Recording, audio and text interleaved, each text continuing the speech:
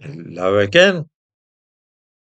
There was a time when the worst thing one faced when travelling by railway or underground train in this country was boredom or the risk of having to stand because all the seats were occupied.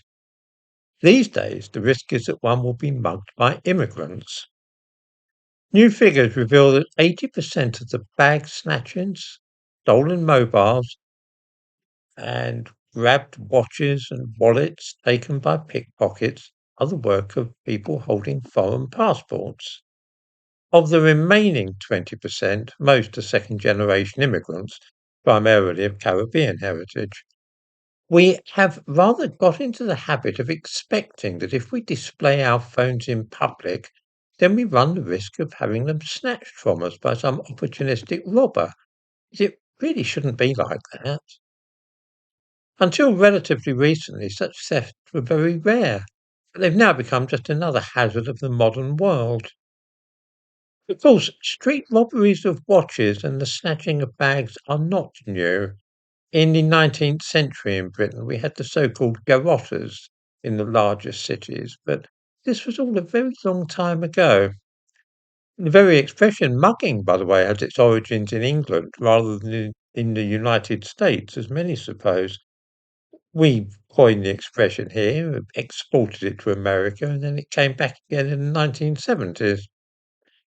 However, all that sort of thing was in the 1860s, the garrotting epidemic.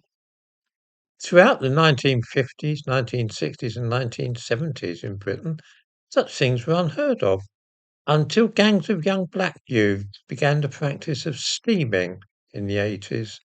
This involved groups of young men storming through a railway carriage, often on the tube, and terrorising passengers so much that they would allow themselves to be robbed.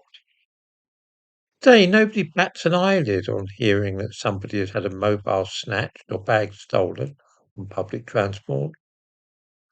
My only comment is to remark that I find this a depressing and undesirable state of affairs, that we should accept that gangs of foreigners should be able to prey on us in this way when we're simply going quietly about our business.